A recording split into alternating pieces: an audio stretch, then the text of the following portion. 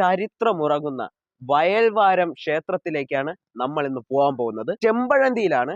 ശ്രീനാരായണ ഗുരുവുമായിട്ട് ഒരുപാട് ബന്ധങ്ങളുള്ള ക്ഷേത്രമാണ്. നമുക്ക് അതൊക്കെ എന്താണെന്ന് അവിടെ ഉള്ളവരടുത്ത് ചോദിച്ചു അറിയാം. So watch till the end.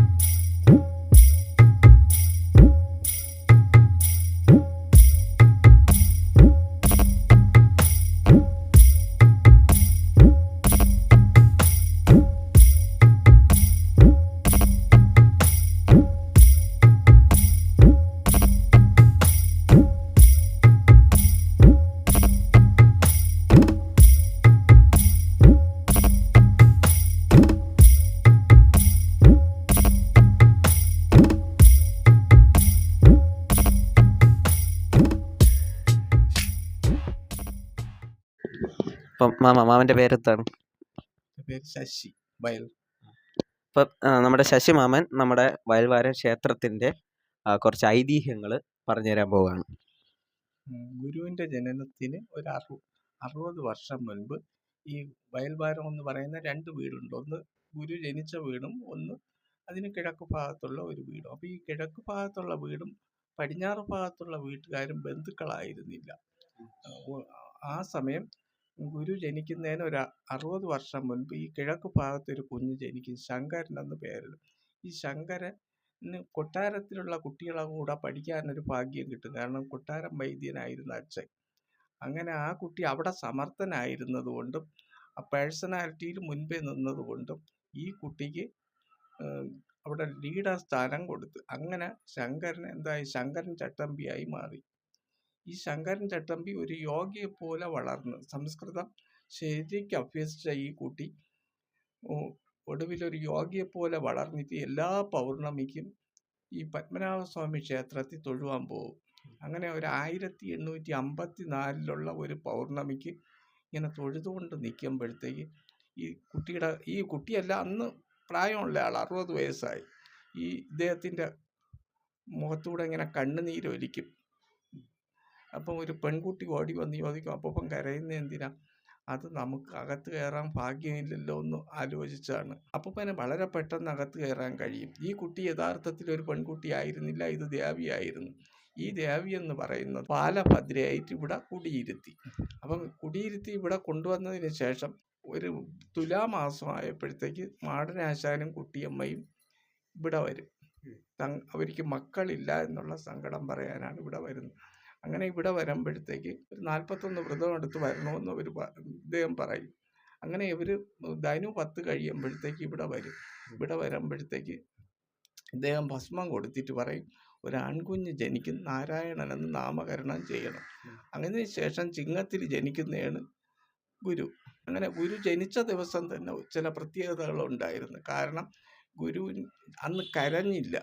ഈ കരയാത്തത് എന്താണെന്ന് വെച്ചാൽ പല കാരണങ്ങളും ആളുകൾ പറയുന്നുണ്ട്. പക്ഷേ കാരണം കുടുംബക്കാർ പറയുന്നത് മറ്റൊന്നാണ്. അന്ന് ഈ അത്തപ്പൂവിടൽ കാലമായിരുന്നു. അതിലൊരു പാട്ടുണ്ട്, ഒന്നാം തുമ്പിയും അവർ പെറ്റ മക്കൾ. ഈ പാട്ടിനിടയ്ക്കൂടെ ജാതി ആക്ഷേപിക്കും. പറയൻ്റെ മാടത്തി കയറിയ തുമ്പി എന്ന് ജാതി ആക്ഷേപിച്ച് ഒരു ഭാഗമുണ്ട്. അത് കേട്ടിട്ട് കുട്ടി പ്രതികരിച്ചതാണ് ഇത്. അപ്പം ഗുരു ജനിച്ച 1ാമത്തെ ദിവസം തന്നെ ജാതി വ്യവസ്ഥയെ എതിർത്തിരുന്നു എന്നുള്ള 1ാമത്തെ തെളിവാണത്. അത് കഴിഞ്ഞ് 4ാം വയസ്സിൽ ഈ കുട്ടിയെ അച്ഛനും ഇളയ അമ്മാവനുമായിട്ട് ഇവിടെ എഴുത്തിനിരുത്താൻ ഹരിശ്രീ തുടങ്ങാനായിട്ട് ഇവിടെ ഈ വയൽവാരം കിഴക്കേ ഭാഗത്ത് കൊണ്ടുവരും. ആ സമയം ഇവർ ബന്ധുക്കളായിരുന്നില്ല, കൊണ്ടുവരും. അപ്പം കൊണ്ടുവരുമ്പോഴത്തേക്ക് 4 ചക്രം എടുത്ത് ഒരു വെറ്റിലയിൽ പൊതിഞ്ഞ് ഈ കുഞ്ഞു നാണുവിൻ്റെ കയ്യിൽ കൊടുക്കും. കുഞ്ഞു നാണു അതും കൊണ്ട് ഇങ്ങനെ പിടിച്ചോണ്ട് നിൽക്കും. അച്ഛനും അമ്മാവനുമായിട്ട്, ഇളയ അമ്മാവനുമായിട്ടാണ് വരുന്നത്. അപ്പോൾ ഇളയ അമ്മാവനുമായിട്ട് ഇവിടെ വന്ന് തുടങ്ങി കഴിയുമ്പോഴത്തേക്ക് ദക്ഷിണ കൊടുക്കും. ദക്ഷിണ കൊടുക്കുമ്പോൾ 2 ചക്രമേ അതിലുള്ളായിരുന്നു. ബാക്കി 2 ചക്രം എന്ത് ചെയ്തു എന്ന് ചോദിക്കും. അത് ദോശ വാങ്ങിച്ചു തിന്നു എന്ന് പറയും. 4 വയസ്സുള്ള കുട്ടി ഇത് പറഞ്ഞപ്പോൾ അച്ഛനും അമ്മാവനും ചിരി വന്നു. അവർ പിന്നെ ഒന്നും മിണ്ടിയില്ല.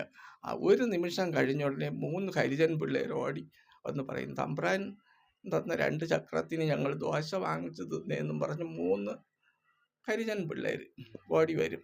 അപ്പം അതിൽ നിന്ന് ഒന്ന് മനസ്സിലാക്കാം, ജാതി വ്യവസ്ഥ രണ്ടാമതും എതിർത്തിരുന്നു എന്നുള്ള രണ്ടാമത്തെ തെളിവ്. അത് കഴിഞ്ഞ് വിശന്നവരോട് കാരുണ്യമുള്ള ഒരു മനസ്സ് ഗുരുവിന് അന്നും ഉണ്ടായിരുന്നു എന്നുള്ളതിൻ്റെ മറ്റൊരു തെളിവ്. ഇങ്ങനെ ഉള്ള ഒരു ചരിത്രം. അപ്പം ഗുരു അതിൻ്റെ ഒരു ഇളയമ്മേരെ മകളെ ഇവിടെയുള്ള ഒരു ഒരു വിവാഹം കഴിക്കും. ആ ഒരു വിവാഹം കഴിച്ചതിൽ 2 മക്കൾ, ശിവരാമനും ലക്ഷ്മിയും. ഈ ശിവരാമൻ ഈ വയൽവാരം വീട്ടിൽ നിന്ന് വിവാഹം കഴിക്കും. അതിൽ 3 മക്കൾ, എൻ്റെ അച്ഛനും 2 സഹോദരിമാരും. ഇതിൻ്റെ ഇളയമ്മേര മകള ചെറുമകനാണ് എൻ്റെ അച്ഛൻ. ഇനി മറ്റൊരു ബന്ധം കൂടെയുണ്ട്, കുട്ടിയമ്മയുമായിട്ട് മറ്റൊരു ബന്ധമുണ്ട്. ഗുരുവിനായി ബന്ധം പറയുന്നില്ല, ഗുരുവിൻ്റെ ബന്ധം എല്ലാവർക്കും തുല്യം പോലെ തന്നെ ഞങ്ങളും കാണുന്നത്. കാരണം സൂര്യന് പ്രത്യേകിച്ച് ആരോടും ബന്ധമില്ലല്ലോ, അതുപോലെയാണ് ഞങ്ങൾ ഗുരുവിനെ കാണുന്നത്. അല്ലാതെ ഗുരുവിന് പ്രത്യേകിച്ച് ഞങ്ങൾ ബന്ധുക്കളൊന്നുമല്ല. പക്ഷേ കുട്ടിയമ്മയായിട്ടുള്ള അടുത്ത ബന്ധം പറയാം. കുട്ടിയമ്മയുടെ മൂത്ത സഹോദരൻ്റെ മോൻ്റെ മോളാണ് എൻ്റെ അമ്മയുടെ അമ്മ. അങ്ങനെ ഒരു വശം അവിടെയുണ്ട്. അപ്പോൾ അങ്ങനെ ഈ 2 കുടുംബങ്ങൾ തങ്ങളിൽ ബന്ധുക്കളായി. ഈ വിവാഹത്തോടു കൂടി 2 കുടുംബങ്ങൾ ബന്ധുക്കളായി. കാരണം അപ്പോൾ ഈ ശിവരാമൻ ഇവിടെ വിവാഹം കഴിച്ച് ശിവരാമൻ്റെ മകൻ അച്ഛൻ, എൻ്റെ അച്ഛൻ ഇലഞ്ഞിക്കലെന്ന് വിവാഹം കഴിച്ച്, അങ്ങനെ അങ്ങോട്ടും ഇങ്ങോട്ടുമുള്ള വിവാഹം അനന്തരം ഈ 2 കുടുംബങ്ങളങ്ങ് ബന്ധുക്കളായതാണ്. അല്ലാതെ ബന്ധമൊന്നുമില്ല.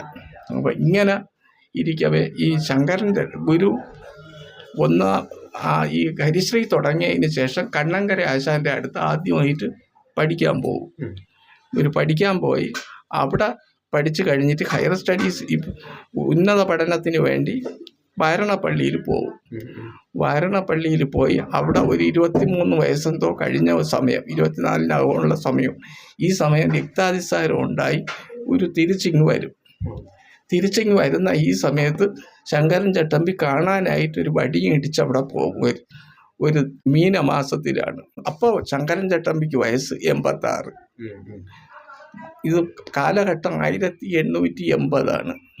ഇദ്ദേഹം ഒരു വടിയും ഇടിച്ചിങ്ങനെ ചെന്ന് ഇങ്ങനെ നിൽക്കുമ്പോഴത്തേക്ക് ഗുരു കണ്ടുടനെ പറയും, അമര കൊടുക്ക, നമ്മുടെ ഗുരു അമര കൊടുക്ക എന്ന് പറഞ്ഞ് ഇങ്ങനെ പരിഹാസ രൂപത്തിൽ ഈ ഗുരുവിനെ ഇങ്ങനെ പറയും. അങ്ങനെ 2 പേരും കൂടെ ഇങ്ങനെ സന്തോഷമായിട്ട് സംസാരിച്ചൊക്കെ കഴിഞ്ഞ് ഇദ്ദേഹം ശങ്കരൻ ചട്ടമ്പി എന്ത് ചെയ്യുമെന്ന് വെച്ചാൽ അവിടെ ക്ഷേത്രത്തിൽ ചെന്ന് തൊഴുതിട്ട്, ദേവിയെ തൊഴുതിട്ട് തിരിച്ചിങ്ങ് വയൽവാരത്ത് വരുന്ന ഇവിടെ അതിന് ശേഷമുള്ള പൗർണമിക്ക്, മീനമാസത്തിലെ പൗർണമിക്ക് ഇദ്ദേഹം കുളിച്ച് വെള്ള വസ്ത്രവും ധരിച്ച് ആ പൂജാമുറിക്കകത്ത് കയറിയതായിട്ട് അറിയാം.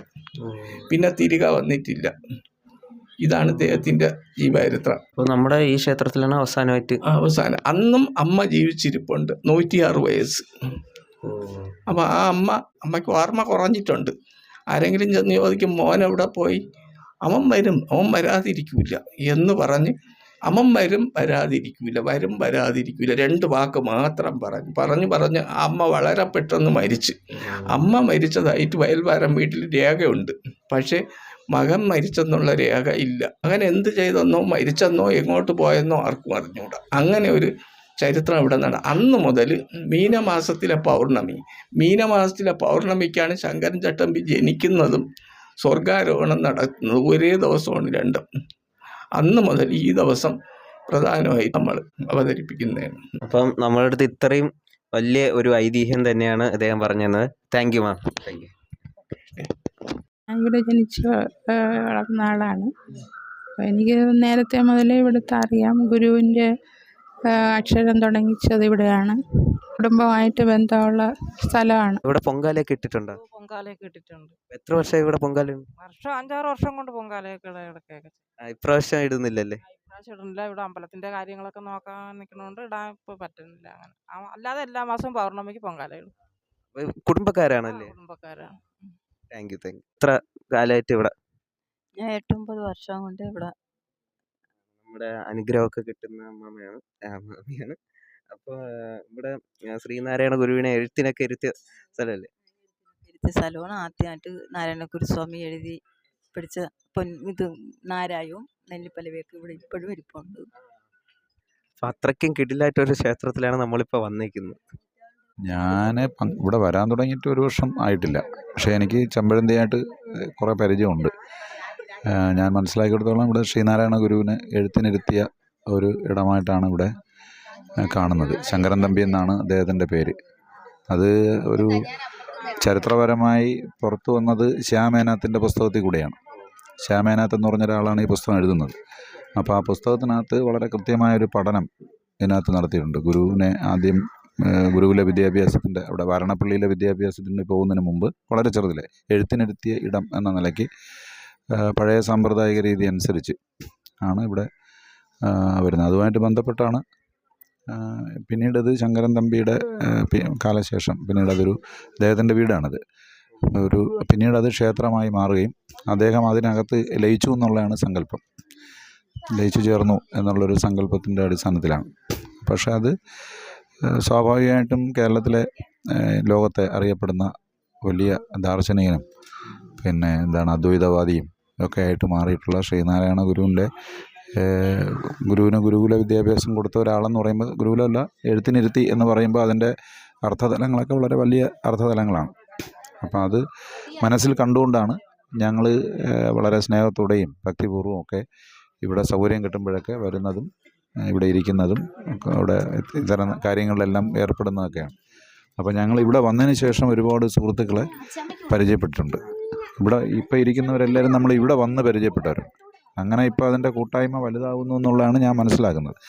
അത് മാത്രമല്ല കുറച്ച് ഹൃദയബന്ധം ആത്മബന്ധത്തിലേക്ക് വരെ വഴിമാറുന്ന സുഹൃബന്ധങ്ങളായിട്ട് മാറാൻ കഴിഞ്ഞു ഈ ഇടം എന്നുകൂടി ഇതിന് പ്രത്യേകതയുണ്ട്. Okay, thank you.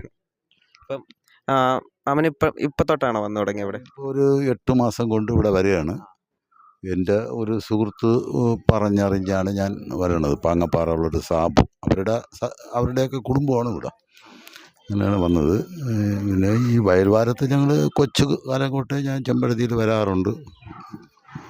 പിന്നെ ഇവിടെ വന്നപ്പോൾ എനിക്ക് വളരെ ഈ കഥകളൊക്കെ കേട്ട് കഴിഞ്ഞപ്പോഴത്തേക്ക് നാണു ചട്ടമ്പി അല്ലേ സാറേ, ശങ്കരൻ ചട്ടമ്പിയാണ് ഗുരുവിനെ എഴുത്തിനിരുത്തിയ വീടാണ്. ഗുരുവിൻ്റെ ബാല്യകാലം നല്ല ശതമാനം ഇവിടെയാണ് ഓടിക്കളിച്ച് നടന്നതെന്നാണ് അറിവ്. മനസ്സിലായില്ലേ? അപ്പം ഗുരുവിൻ്റെ ഏറ്റവും കൂടുതൽ ചെറു കാലഘട്ടത്തിലും വലുതായതിന് ശേഷം ഗുരു ഇങ്ങനെ ലോകം മുഴുവൻ ഇങ്ങനെ സഞ്ചരിക്കുകയായിരുന്നല്ലോ, ശ്രീലങ്കയിലും മറ്റു പക്ഷേ ബാല്യകാലം കംപ്ലീറ്റ് ചിലവഴിച്ചത് ഈ മണ്ണാണ്. പിന്നെ ഗുരുവിനെ എഴുത്തിനിരുത്തിയ സ്ഥലമെന്ന് പറയുമ്പോഴത്തേക്ക് ഒരു പ്രത്യേക പരിപാവനമായ സ്ഥലമെന്നാണ് ഞാൻ മനസ്സിലാക്കുന്നത്. എനിക്കും ഇവിടെ വന്നതിന് ശേഷം ശരിക്കും മാറ്റങ്ങളൊക്കെ ഉണ്ടായിട്ടുണ്ട്. പല പ്രാവശ്യം വന്നിട്ടുണ്ട്. അപ്പം അങ്ങനെ കഴിഞ്ഞ 2-3 മാസത്തിന് മുമ്പ് ഞാനിവിടെ വന്നപ്പോൾ ഇങ്ങനെ ഇവിടെ കിഴക്കേ വയൽവാരത്ത് ശ്രീനാരായണ ഗുരുവിനെ ആദ്യാക്ഷരം കുറിച്ച ഒരു കുടുംബക്ഷേത്രമാണിത് എന്ന് അറിഞ്ഞു. അപ്പോൾ അതിനെക്കുറിച്ച് അറിയണമെന്ന് ആഗ്രഹിച്ചു. പിന്നെ അതുകൂടാതെ ഇവിടെ നിന്ന് ഏകദേശം ഒരു 10-15 മീറ്റർ, ഏകദേശം ഒരു 19 മീറ്റർ അകലത്തിലൊരു ശ്രീനാരായണ ഗുരുദേവനാൽ എടുത്ത ഒരു കിണറുണ്ട്. അവിടെ ഒരു തീർത്ഥജലമായിട്ട് ഇപ്പോൾ അവിടെ സൂക്ഷിക്കുന്നുണ്ട്. അതാണ് ഈ ഗുരു തീർത്ഥ എന്ന് എഴുതി വെച്ചിരുന്നത്. നമ്മൾ വരണ വഴിക്ക് കണ്ടായിരുന്നു. അത് നേരത്തെ ഗുരു ഇവിടെ ഓടിക്കളിച്ച് നടന്നിരുന്ന സമയത്ത് ഇവിടെ വെള്ളമില്ലാതെ ആൾക്കാരെല്ലാം വിഷമിക്കുന്നു. ജലക്ഷാമമൊക്കെ ഉണ്ടായ സമയത്ത് അങ്ങനെ ഗുരു അന്നേരം മണൽ അവിടെ നിന്ന് മാന്തി കഴിഞ്ഞപ്പോൾ അവിടെ ഒരു ശൂലത്തിൻ്റെ ആകൃതിയിലൊരു കുറ്റി, മരത്തിൻ്റെ കുറ്റി ഉണ്ടെന്നാണ് പറയുന്നത്. അത് അവരെല്ലാവരും മറ്റുള്ള കൂട്ടുകാരെല്ലാം അത് വലിച്ചെടുക്കാനായിട്ട് ശ്രമിച്ചിട്ട് അത് പോകുന്നില്ല. പക്ഷേ ഗുരു അവിടെ നിന്ന് ജസ്റ്റ് അതിനെ വലിച്ചെടുത്ത് കഴിഞ്ഞപ്പോൾ അവിടെ നിന്ന് ഉറവയുണ്ടായെന്നാണ് പറയുന്നത്. അപ്പോൾ അത് എല്ലാവരും കൂടി മണലൊക്കെ മാന്തി മാറ്റി അവിടെ ഇപ്പോൾ ആദ്യം ഒരു കുളമായിട്ട് അത് എടുത്ത് പിന്നീട് അതിന് പരിണമിച്ച് ഇപ്പോൾ നല്ല രീതിയിൽ അതിനെ മെയിൻറ്റെയിൻ ചെയ്ത് ഇപ്പോൾ നല്ല ഒരു പുണ്യതീർത്ഥമായിട്ടാണ് ചെയ്യുന്നത്. പിന്നെ കൂടാതെ ചരിത്രത്തിൽ ഒരു ചരിത്ര പുസ്തകം ഇവിടെ എഴുതിയിട്ടുണ്ട്, ശ്യാം. അപ്പം അതിൽ നിന്ന് ഞാൻ വായിച്ചിരുന്ന് മനസ്സിലാക്കിയത് ശ്രീനാരായണ ഗുരുവിൻ്റെ ജനനം തന്നെ ഈ ക്ഷേത്രവുമായിട്ട് ബന്ധപ്പെട്ടിട്ടാണ്.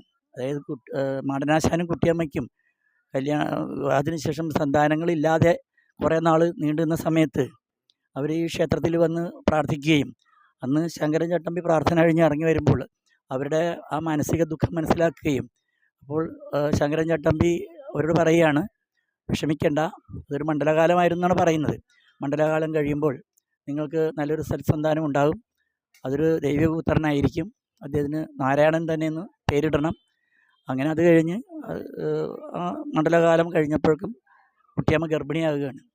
അപ്പം അങ്ങനെ ഒരു ശ്രീനാരായണ ഗുരുവിന് ജന്മം കൊള്ളാനായിട്ട് അത് ഈ ക്ഷേത്രത്തിൽ ആ ശങ്കരൻ ചട്ടമ്പിയുടെ ഒരു അനുഗ്രഹം കൂടി, അല്ലെങ്കിൽ ഇവിടുത്തെ ദേവിയുടെ ഈ ബാലഭദ്രയുടെ അനുഗ്രഹം കൂടി ഉണ്ടായതുകൊണ്ടാണ് അങ്ങനെ ഒരു സന്താനം ഉണ്ടായതെന്നും അങ്ങനെ ഒരു ദിവ്യപുത്രനായിട്ടെന്ന് ലോകമറിയുന്ന, ലോകത്തിൽ പ്രശസ്തമായിട്ടുള്ള, അതായത് ഗുരുവിനെ കഴിഞ്ഞ് മറ്റൊരു ഗുരു ഇല്ലാത്തൊരവസ്ഥയിലേക്ക് എത്തിയിരിക്കുകയാണ്.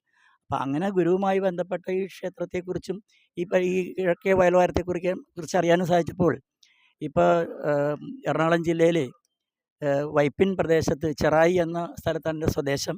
അവിടെ നിന്ന് ഇപ്പോൾ ഇവിടെ ഉത്സവം എന്ന് പറഞ്ഞപ്പോൾ ഇവിടുത്തെ ഈ ഉത്സവത്തിൻ്റെ ചടങ്ങുകൾ എല്ലാം കണ്ട് വീക്ഷിക്കാനും അതിനെക്കുറിച്ചൊന്ന് അറിയാനും വേണ്ടി വന്നതാണ്. ഇത്രയും പറഞ്ഞതിന് നന്ദി എല്ലാവരും.